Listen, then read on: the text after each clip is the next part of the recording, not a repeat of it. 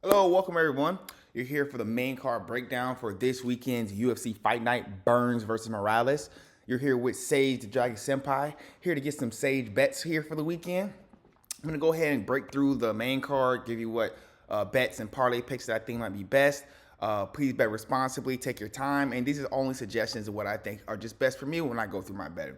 We're gonna go through, attack this main card, and let's see what you guys may be able to learn from this. All right, first fight of the night, we got Julian Erosa versus Melquizael Costa. Erosa is going to be a plus 145 underdog, and Costa is going to be a minus 180 favorite. If we go through, let's look at some of their last wins. They're both on a 3-fight win streak. Beforehand, Erosa was on a 2-fight losing streak, and in between that, in those last 5 fights, Costa lost 1 fight. As we see here, I've been pretty big on Costa as he's coming to the UFC. As you see now, Rosa's 31-11. He has 9-7 in the UFC as his record. Costa has a pro record of 23-7 with a 4-2 record in the UFC. As you see, Costa doesn't have as many fights, but they're both pretty tested on the pro level. So last few fights for Costa. One reason why I feel like I'm pretty big on him in this fight just because he started off his UFC career with such a hard-fought battle with Thiago Moises. Yes, he did get finished in that battle, but that's a lot of good experience to have for somebody entering the UFC. Since then, like I said, he only lost one other fight. He was ground and pounded by Steve Garcia, but it's in a 3-fight win streak where he has 1 decision and 2 finishes in there, 2 submissions. Where you have Julian Rosa, like we said, is on a 3-fight win streak, which I think are all by finish. They are. You have 1 by ground, knees, elbows, and punches, and then 2 by guillotine choke in his last 3 fights. And he also has some good fighters that he's fought in there that I respect: Christian Rodriguez, Ricardo Ramos.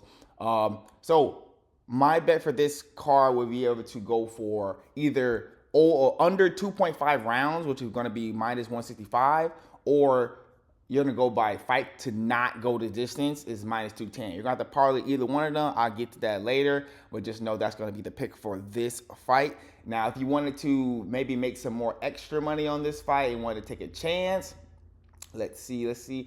Both of them have a chance of finishing. As we said before, they both have 2 finishes in their last 3 fights, where Rosa has all 3 finishes in his last 3 fights. If you see, they both seem like they enjoy submissions. Julian Rosa with 2 of those submissions on his past win streak, where Costa is looking at 2 submissions on that last win streak. So possibility that maybe to get a submission in there. Maybe somebody just gets knocked out because they both just eliminate their ground game together. So I'm still looking forward to seeing that this fight's not going the distance. But if you want to take a little flyer on Costa by submission or Rosa by submission, I think that could be something that could help you out with some little extra money. All right, going on to the next fight. We have Nursultan Ruzibov versus Dustin Stolzofis. And okay, so Ruzibov's pro record is 35-9-2, so he has 2 draws, and his UFC record is only 3-1. Dustin Stolzofis pro record is 16-6. His UFC run is 3-5, so really hasn't had a great UFC run as of late. Let's look at these odds right here. It's looking like we are going to have a big odd difference in this one. Ruzibov is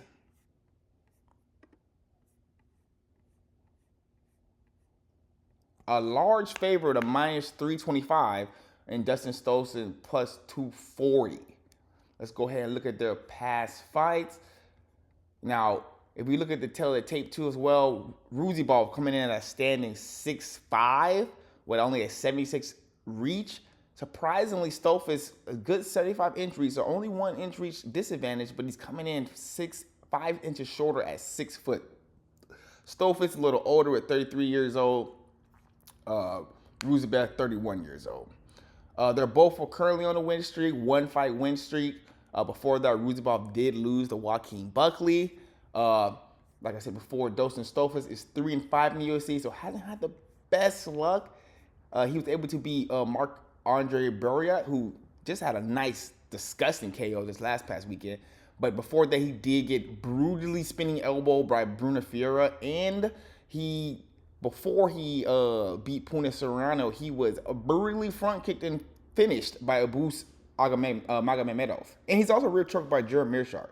So not really big on Stolvus, however you say this guy's name.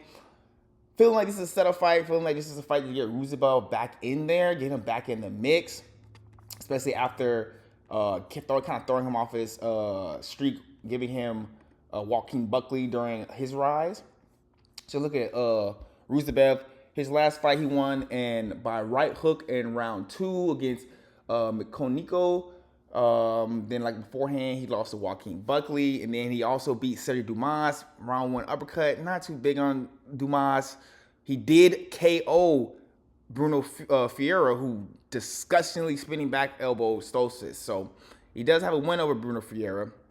So it's looking like to me that this fight is definitely not going the distance. Let's look at what are the odds right now. So fight to go the distance, minus 425. Let's look at the total rounds.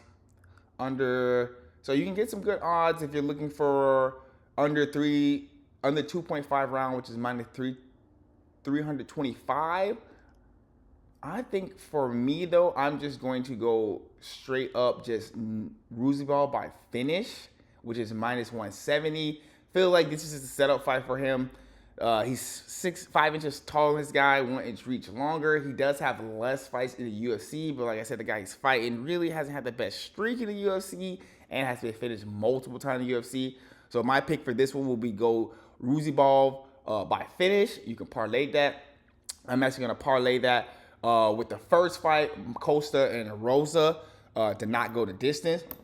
If you parlay Roosevelt by finish, and then also you parlay Costa and Erosa not going the distance, which is minus 210, but I'm actually going to parlay that with total rounds, which is under 2.5, minus 165. You'll get plus 155 on that parlay. So that'll be the parlay for the first part of the main card to go through. Make sure you look at that. You're getting Roosevelt by finish, and then you're getting total rounds under 2.5 for the Rosa Costa. All right, we're going to move over to the next fight of the night. We're looking at Super Sadiq Yusuff versus Marion Santos. Now, I was really big on Sadiq Yusuff as he was coming through his reign in the UFC. They're starting to give him a young, hungry gun right now. Let's look at the tail of the tape. Yusuff is 13-4 in his pro. He is 6-3 in the UFC. Marion Santos is 15-1 as a pro and just 2-0 in the UFC. So Super Sadiq Yusuff has lost his last 2 fights. Marion is at a 3-fight win streak. Sadiq Yusuff is 31 years old. Marion Santos is 24 years old. Sadiq is 5'9". Santos is 5'9", so they're both rocking the same height. And Santos has a slight reach advantage with a 72 over 71. All right, let's get into it. I think they're giving Santos a big step up. He hasn't fought anybody in the caliber of Sadiq Yusuff just yet. Like I said, this is only his 3rd UFC fight. He is on a 2-fight win streak, but nobody in the same ilk of Sadiq Yusuff that he has fought. He fought Francis Marshall to a split decision on his last Pierre versus an Ankalaev card, and then beforehand he fought Ophir. Sadiq Yusuff though, Super Sadiq Yusuff. Yes, he's on a 2-fight losing streak, but he's losing to guys who are currently or were currently at a point in the top 5 or top 10 in featherweight. He did get beat the hell up by Diego Lopez. No disrespect for that. Diego Lopez got hands for days. We see what he did to Volk. Edson Barboza, he did lose a unanimous decision in that. I'm not gonna lie, I did feel like he did win that fight when I watched that fight live, but it's okay, judges, you never know how it's gonna be. And before that, he was on a 2-fight winning streak, beating Don Shainis and Bruce Leroy, Alex Caceres. And he did lose a unanimous decision to Arnold Allen before that. So, as you see, he has pretty good experience in the UFC. He's fighting a lot of well-tested individuals. If we go over to Marion Santos, like we said before, he's only on a 2-fight win streak. I do believe this is a sink or swim moment for Marion Santos, in my opinion. He's a young gun. They're giving him a big opportunity after 2 fights to get in there and just get into the ranking position. But I do believe this may be too soon for him.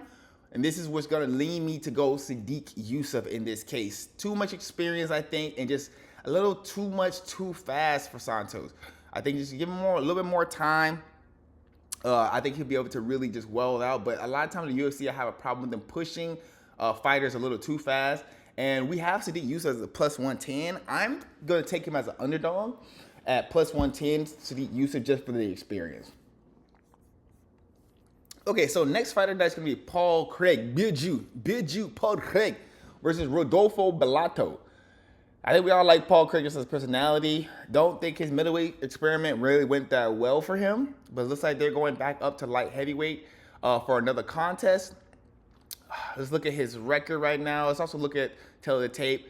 Paul Craig, 37 years old. Bellato, 29 years old. Paul Craig with a 6'3", same thing with Bellato, 6'3". Paul Craig has a slight reach disadvantage at 76 inches, while Bellato has a 77.5 reach advantage.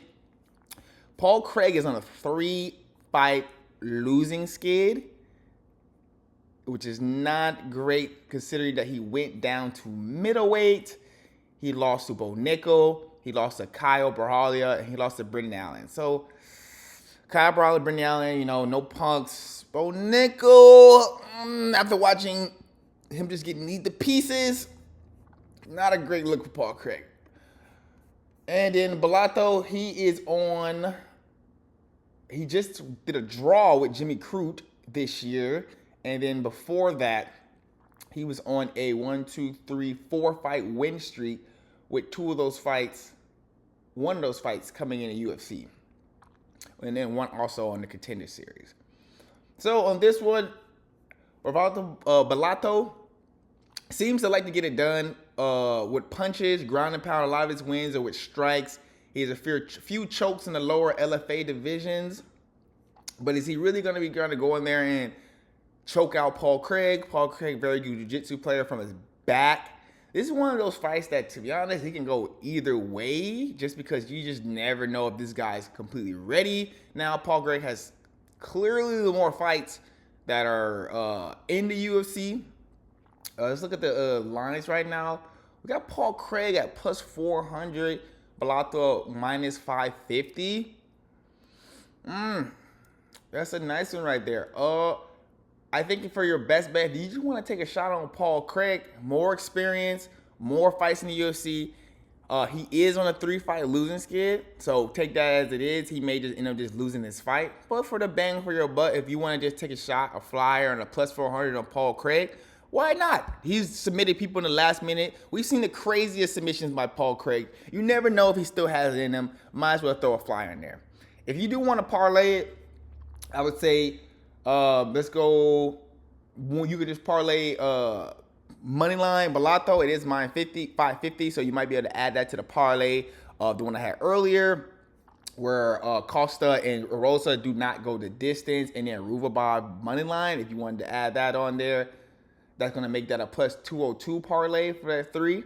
So that could be something to help you get a little bit more odds. I personally probably going to keep that 2-leg parlay just for the plus 155, just give myself a little less chance for something crazy to happen. If I also wanted to parlay something else, let's look to go back to see Bellato. Looks like he gets a lot done by ground and pound and finish. We can say, let's look at fight goes the distance. Fight does not go the distance. It is minus 525. Let's look at total rounds. You can do under 2.5 round with a minus 375 for better odds. I think definitely you can take that and parlay that as well. And then if you just want to take Bellato by finish, he's minus 240. You're going to have to parlay that. Or Paul Craig by finish, which is plus 550. I would take that straight money line if you're going to do money line Paul Craig or Paul Craig by finish. Paul Craig's more than likely never going to win another decision again. He's probably gonna, if he's gonna win, it's gonna be about random wild submission that he some locks up a triangle choke from the bottom or armbar from the bottom, something that just might just not expecting or just wasn't on their P's and Q's. So bang for your buck, I would say Paul Craig by finish, Paul Craig money line. Anything else on here, I would just parlay and add it to either the parlay that I had at the beginning or your own personal parlay. All right, now we're moving on to the main event of the evening. All right, we have Gilbert Burns versus Michael Morales. We got Gilbert Burns at 38 years old, Michael Morales at 25 years old. Gilbert 5'10", Michael Morales 6 foot.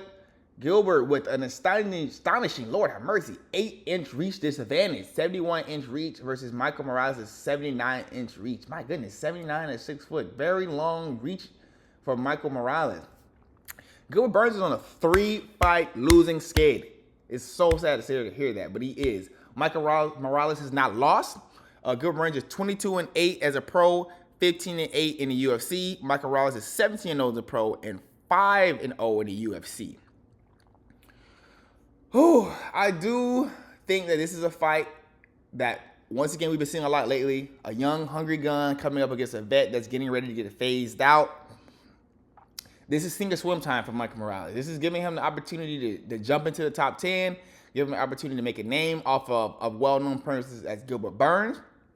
If we look at Gilbert Burns' last couple fights, he lost to Sean Brady, Jack Della Maddalena, and Bilal Muhammad. Not bad losses at all. Sean Brady is not a number one contender. Jack Della Maddalena literally just won the UFC welterweight belt, and Bilal Muhammad was the previous welterweight champion. So Gilbert Burns has been fighting top of the spear guys still at his age at the moment. His last one before that was against Jorge Masvidal, but that was all the way back in 2023. Let's look at Michael Morales. So Michael Morales is on a 5-fight win streak in the UFC, beating Neil Magny, which nowadays, I mean, I used to love if somebody get through Neil Magny. He was a great gatekeeper. He's kind of iffy nowadays, very wishy-washy. I think he's just getting a little older. He beat Jake Matthews, who I think highly of. Max Griffin, another just barn burner fighter who's going to get in your face, throw those hands. Fugit and Trevin Giles. Not the biggest fan of Trevin Giles, but good to see that he finished him. All right, so Michael Morales looking like he is on a great up-and-coming status of the UFC, showing that he's able to finish UFC caliber fighters, but also going the distance with ones that have maybe the better IQ. Gilbert Burns, off his last fight, still looks like he packs the punch that he used. Still looks like he can still grapple, but might just be getting to the point of age where injuries can come into play a little bit more often, and slightly feeling the effects of slowing down when it comes to the striking game. I really do feel like this is a setup for Michael Morales. I think that, to be honest, we could just go with money line here for Michael Morales. He is a minus 750 favorite, whereas Burns is a plus 550 underdog. If you want to take a chance for a flyer, just because Burns is a vet, Morales hasn't fought the caliber of Burns, you could just shoot for that money line, that plus 500. Me personally, I think Burns is just not the same caliber fighter that he once was. So if anything, I would add Morales' money line to the previous parlay that I had earlier if I wanted to add in just some better odds. Or I would look at the methods. If we look at their last few fights, Gilbert Burns has 4 decisions in the last 6 fights. So 4 of those fights went to the distance. 2 of those fights he was finished, or 2 of the fights he finished or was finished. And then Michael Morales,